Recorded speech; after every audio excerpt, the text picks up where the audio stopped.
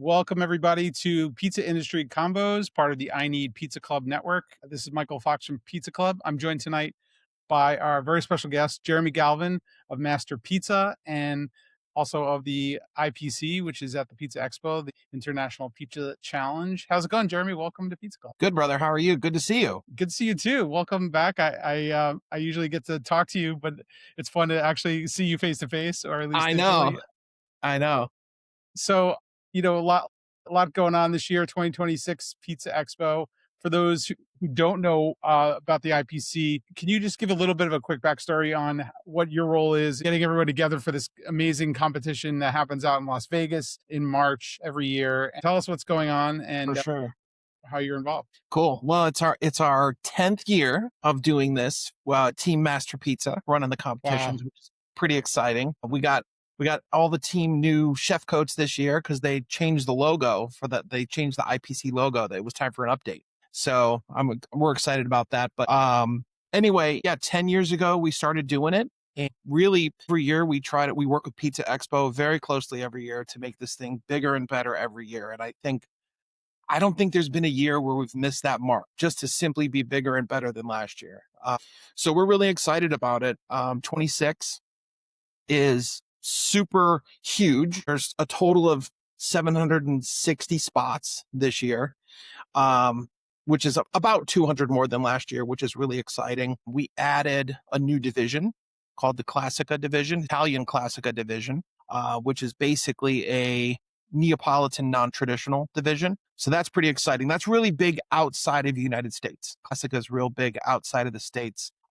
So it's something that a lot of competitors have competed in before when they go to Italy or wherever else. So we're excited. We've been talking with Pizza Expo about bringing that to IPC for a while, but it's a big deal to add a new division. Yeah, I want to talk more about that. But before we kind of dive into the specifics, you run Master Pizza with Michael and team.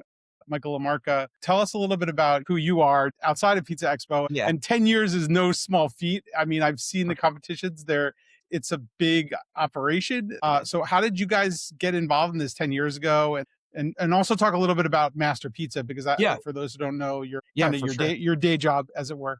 My other job? Well, my technical title is president of Master Pizza, but anybody that knows us knows Michael and I and Jason and Andy, we deliver pizzas, we wash dishes, just like everybody else that's in pizza. The title just tells people that I can make some decisions. That's all. That's the only reason really that it exists. But anyway, so we have 14 stores here in Northeast Ohio.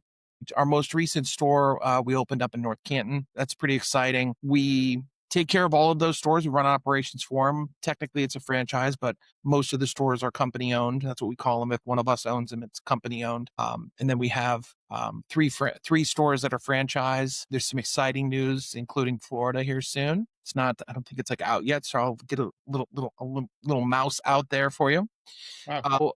Anyway, so we take care of all of these stores. We make pizza very often, just like everyone else. And with Pizza Expo, in my previous life, I owned a different company called Romeo's Pizza. And we ran the competitions for Pizza Expo for quite a few years as well. And then there was a break. There was a time where I think someone else was doing it for a couple of years. But when we went back to Pizza Expo, when Michael and I came to Pizza Expo in 2015, Bill and Pete approached us and said, "Hey, would you guys be interested in doing this?" And I had done it before, so I knew pretty much how to do it.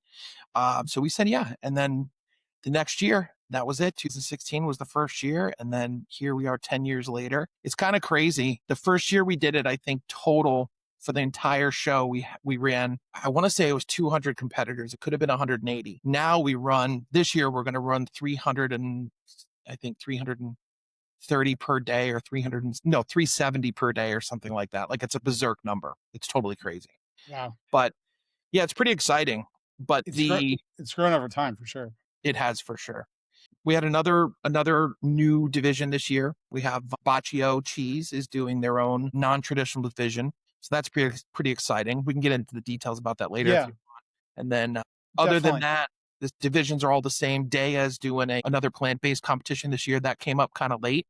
So there's still some spots in that. Great. So yeah, so just to set the stage, so International Pizza Challenge, which happens in Vegas at the Pizza Expo, which is the pizza industry, at least in the US, or internationally, get together competitions are part of that, but it's actually a larger conference that spans, trade show floor. There's a lot of exhibits going on. There's demonstrations. You've got all the pizza luminaries out there kind of For sure. doing their thing and doing demos at booths. So there's a lot going on at the expo. And then there's the competitions, which is one part of it, which is it's really grown to this like massive size. So talk a little bit about upgrading the competition now to see these competitors who are basically competitively in these different divisions, and they're all competing against each other for a title of best pizza maker, or in their category leader. There's regional awards. So talk about what it's like to put this all together in terms of the different divisions. Sure. There's traditional American division. There's non-traditional. Those two divisions have regional awards plus the main awards. There's 5 divisions now that have 6 actually now that go to the finals. What is the difference between the traditional and the non-traditional for those who don't know? Sure. So the traditional American division is very restrictive. You can only use, it has to be a red tomato sauce. It has to be a round pizza. That's why it's like traditional American, so you can only use 2 toppings out of a list of like 8. So that's pretty restrictive. The other thing that makes traditional a serious challenge for competitors is once the pizza enters the oven, you can't do anything else to it other than add a drizzle of olive oil at the end. It can be infused, but that's it. So it's meant to be, that one's designed to be that we're serving the judges the type or style of pizza that a family's ordering on Friday night. That's what it's meant to be. Nothing too crazy, just the pizza that's going to satisfy the whole family. So that's that division. And that division's really grown.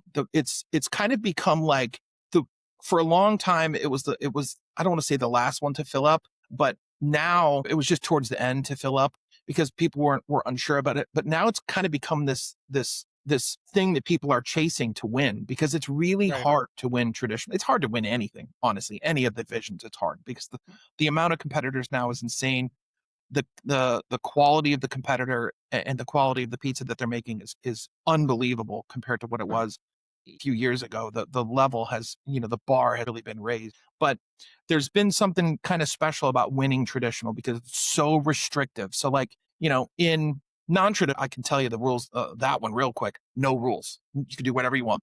So whereas there's only certain toppings you can use in the traditional division. Correct. So like, in non-traditional, you could submit a pizza and then somebody submits a pizza with, I don't know, foie gras on it or something like that. And it's just, it's out of this world. So it has this interesting advantage that you couldn't have predicted no matter what. Like you can't predict that. So it has, I think there's been I think people have fallen in love recently with traditional. I know I love traditional American division. It's one of my favorites because it's so tough to compete in. And you're really, it's not just that the bar is raised. There's only this much space in between the bars, so it's pretty cool. So that's that division. Like I said, non-traditional is no rules. Anybody can do whatever they want. That's great. And then what are the other divisions too? So then we have the pan division. That one has been developing over the years and it's been growing a lot because it's a very popular division. In pan, it's non-traditional, at least topping wise. You could make any pan pizza you want pretty much, as long as it's within the rules of, it has to be in a pan, things like that. But that competition's grown in a pretty exciting way. The other two, traditional, non-traditional, and cheese slice, they all have regional awards, which is super cool. But when we were working on doing pan, we decided to do something a little bit different. For that one, we do subdivisional awards. So like in that one, instead of winning the best pan pizza in the Midwest, like you could win the best traditional pizza in Midwest or whatever it is. For that one, it's broken down by style, Okay. So like Detroit would be correct. Style. It's they're awarded the Sean Randazzo Award, special award for Sean from Chicago or from Detroit. He kind of introduced, he made Detroit huge back in the day when he won with it in Vegas. That was really when it was already big in Detroit. That kind of brought it out to light to everybody else. Now everybody sells Detroit practically. But anyway, yeah, you can win, highest scoring Roman, highest scoring grandma, highest scoring cast iron, that kind of thing. So that one's pretty cool. And then we have world's best cheese slice. That one's pretty restrictive too. Obviously, it's just cheese. And that one has a pretty level playing field as well. Cheese blend could be whatever you want. It's got to be a red tomato sauce. That one, new this year, we're going to allow fresh herbs to be added after the bake. That's something that we didn't allow, I think it's first 2 years, not for any real specific reason, just to keep it tight, But, after feedback from a lot of the judges and a lot of the competitors, fresh basil is not something that's really uncommon on a slice. The point of that division, even how we serve the judges those pizzas, they just get slices. They don't see the whole pizza cooked or before it's cut like the other divisions. They just get delivered slices on their plates to keep it very slice-like. So that was pretty cool. That one has regional winners. And then we have the new Baccio non-traditional division, which is great. We have Neapolitan. That one's a really cool division. A lot of people from international come to compete in that. So that's a pretty exciting division. The pizzas cook really fast, 90 seconds or less roughly, in a super hot oven. And that one is it's really exciting to watch that division. And it's very hard to compete in that division too. Again, the parameters that you're allowed to play in are very small, even smaller than traditional, because it's just real tight. There's like 4 different styles of Neapolitan you can submit. VPN is the new style this year, that if somebody wants to submit a pizza, they can submit VPN within the VPN guidelines. So that's pretty cool. Will you have, instead of regional, will you also have like divisional of the 4 Neapolitan for that styles? one? Yes. Okay. Yeah, so that's how we broke it up to add that 4th. It was always margarita extra, and I forget the other one. I can't think of it off the top of my head, and then we added the 4th VPN. So now within that division, there'll be a winner of each subdivision. Got it. And then an overall winner that moves on. So that one's pretty exciting. Classica is kind of the non-traditional version of that. In Classica, that's the new division for this year. Yeah. Classica is, you still have to use a Neapolitan style dough. It's a little bit more loose. We worded it so that it says Neapolitan style. So you could get, to be in the Neapolitan division, you have to use very specific flours. In Classica, you could use the same dough that you used for your Neapolitan division, which I think most people will do. But it allows people to open up a little bit if they want to do like a blend of different flours that aren't okay to use in Neapolitan style. They can get away with it there. And then other than that, there's no real rules for that division of topping wise, but you just can't submit a basic Neapolitan. Like you can't just submit a margarita in that division. If somebody makes a margarita, they got to put bacon on it or something, some other topping besides. So we don't want to serve the same pizzas that we're serving in Neapolitan. That's kind of, we want to keep it separate, but it has to be cooked in the dome oven, the high temp dome oven. So that one's going to be pretty fun. And then we have the Dea plant-based competition. That one's one of my favorites too. I guess they're all kind of my favorite now, but got to stop making favorites. Yeah.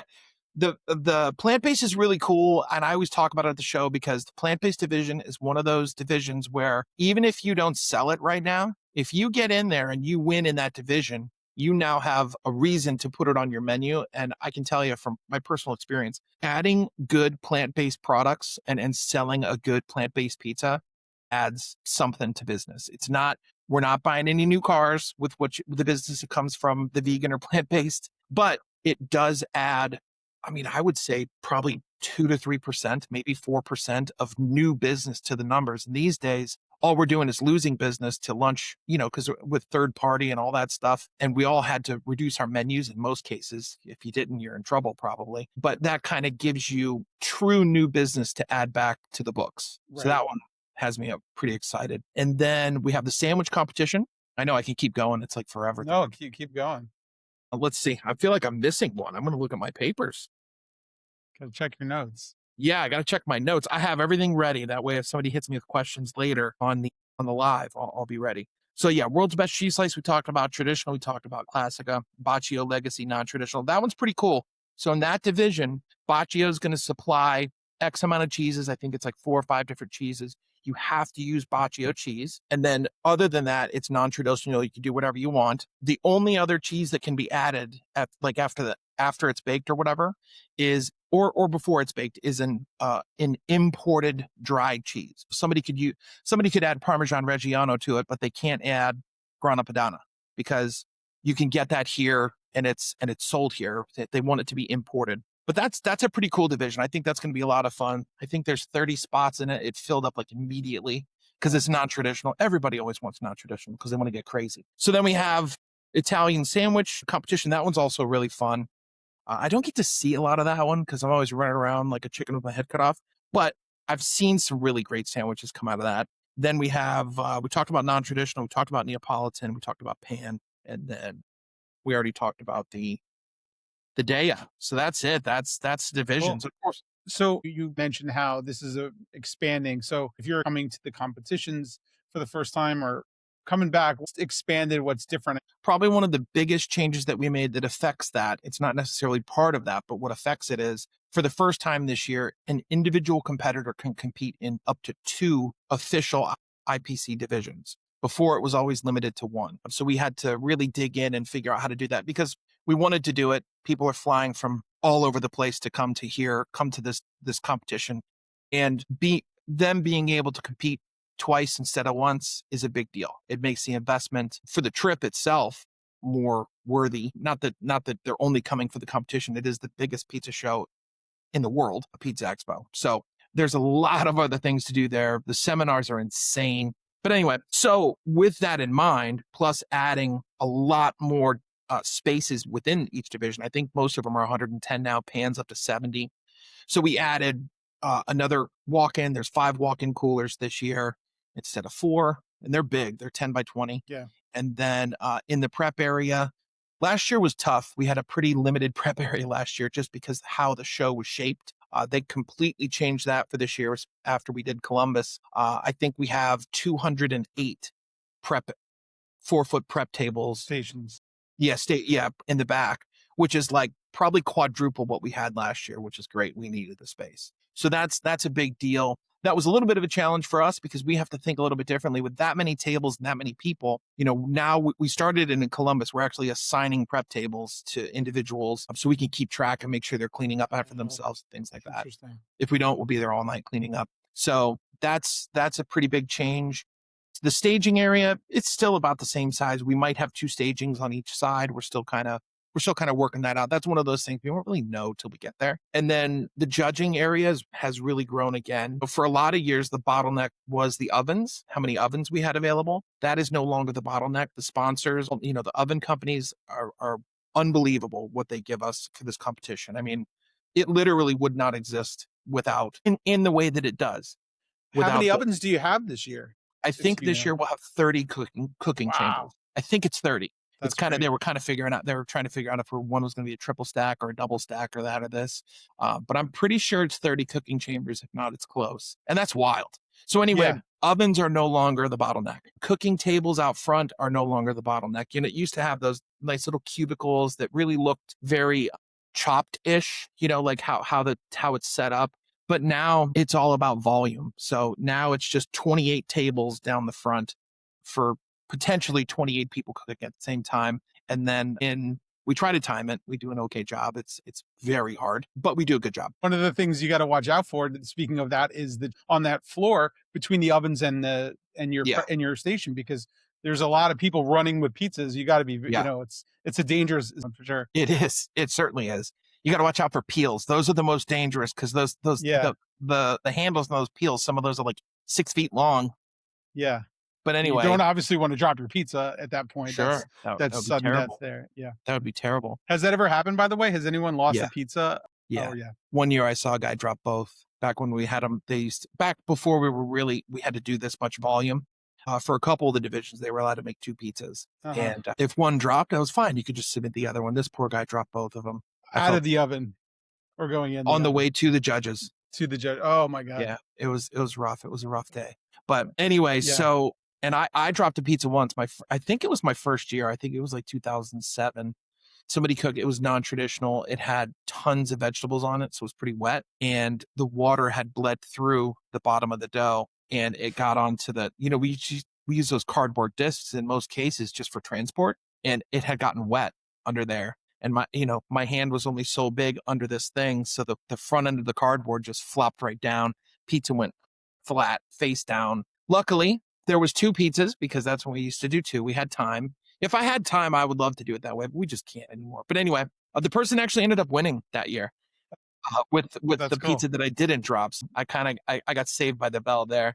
But anyway, in the judges room, it's huge. We'll have 6 tables of 3 judges each. We'll serve a pizza. The goal is to serve a pizza every 1.25 to 1.5 minutes. Yeah. That gives each judge's table roughly 8 to 9 minutes with each pizza, which allows them time to do a good job judging, really look for flaws and things like that, and really break it down. And then probably most importantly, we're pushing really hard is feedback. Give the judges time to give feedback to the competitor, even if just something quick. We're really focusing on just getting even just one word like burnt, or perfect or something like that, where the competitor is getting some kind of feedback. Right. So So that's pretty big. that's great. Yeah, I want to talk about the new kind of the judging in a second, but before we come back to that, just talk about like for the competitors coming to the competition, what should they bring? What should they be prepared for? And equipment, because I know that there is some tools back there. There Yeah. are some peels. There are some things, but what realistically is there for them, and what do they have to bring when they show up? Yeah. Besides their dough, I guess. Right. No, I always tell everyone bring all of your ingredients and of course your dough. You can make dough at the show too. We have a few mixers, but if you want a specific flour, bring it. We get some flour from the sponsors. From General Mills gives us quite a bit. Caputo gives us some too. Orlando Foods gives it to us, but it's Caputo. So, but that's really for emergencies.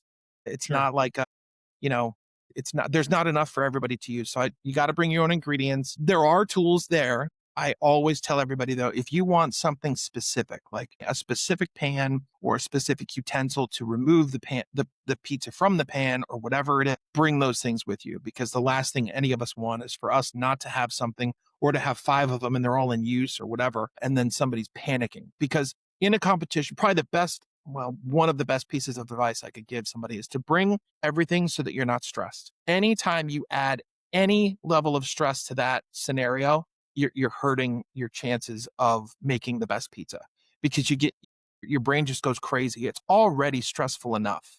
Even though we're just making pizza, it's one pizza, you get one shot. So I would tell everybody, bring everything, bring your ingredients, obviously, or secure them. If you're not going to bring them, secure them with your vendor. Vendors do that a lot. They bring stuff for people.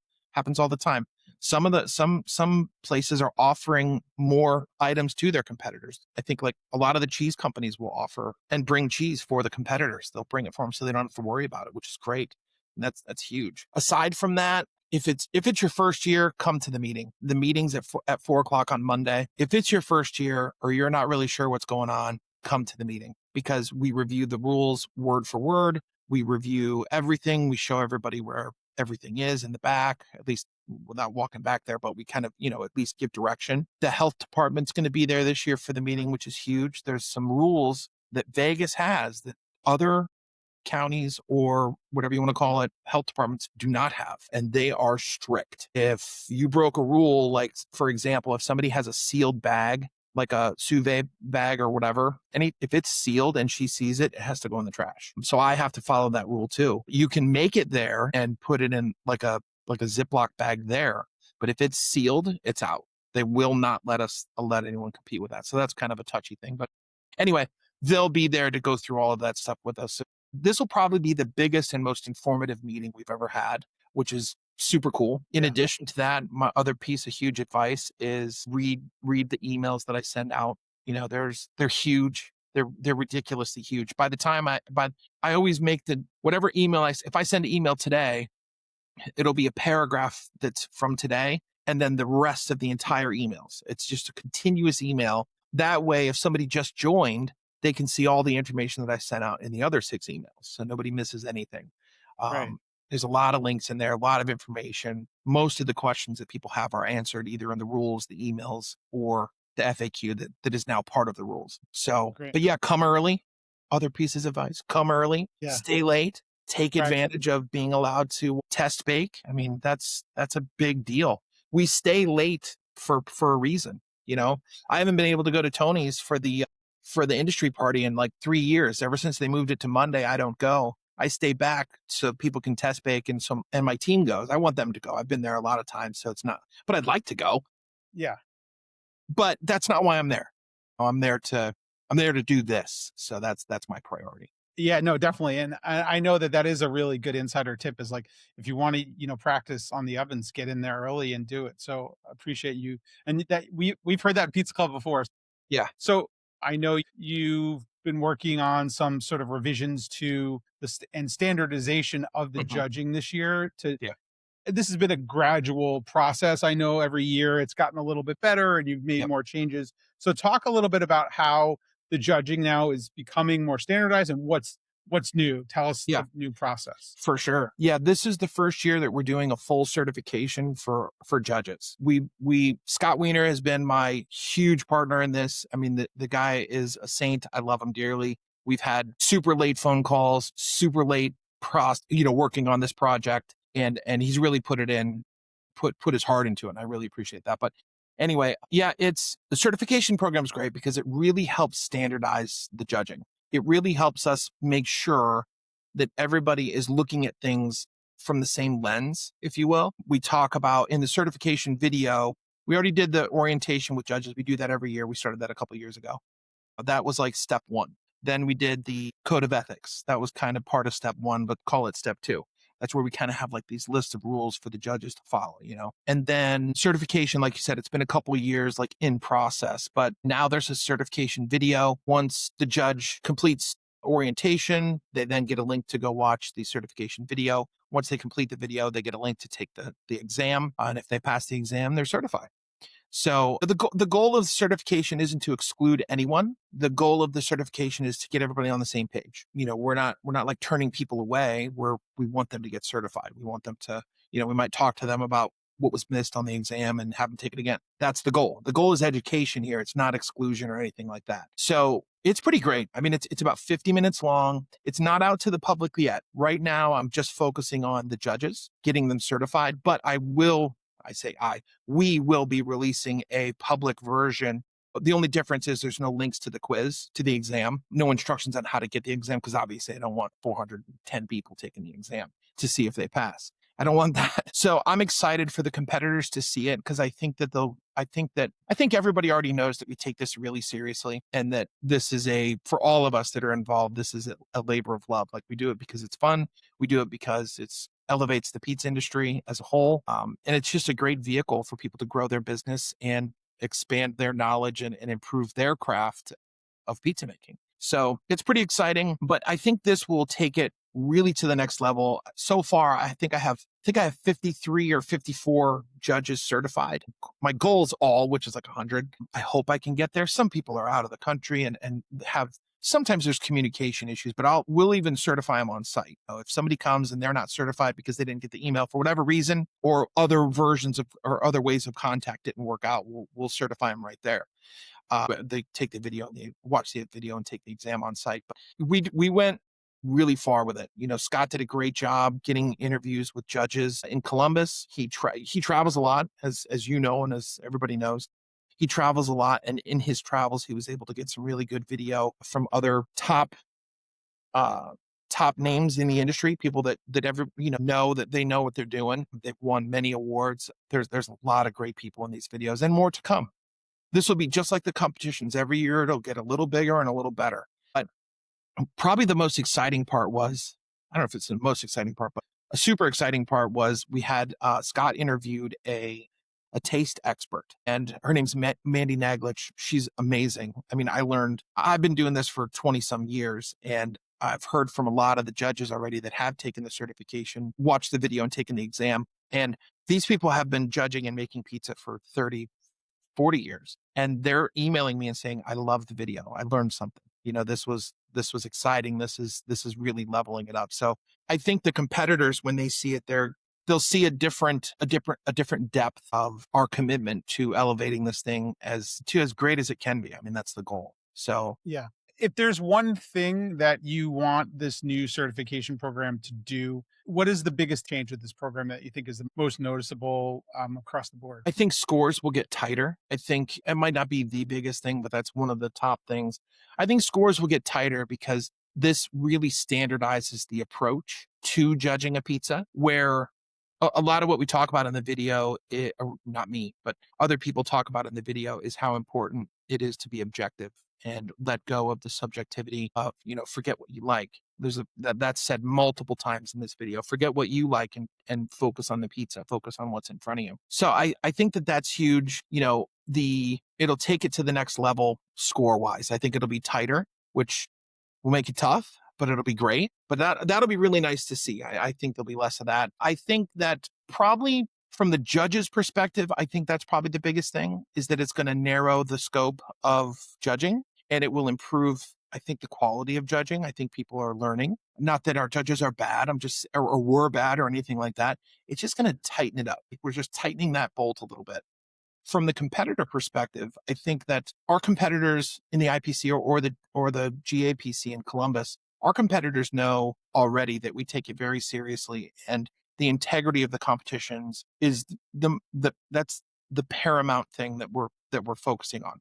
That is the most important thing, is the integrity of the competition. And this, I think, will kind of take that to the next level. It'll improve the understanding that the competitors have of how serious we're taking it, how much we're educating the judges, and how tight it's going to be. You know what? It's really important to us that we're transparent.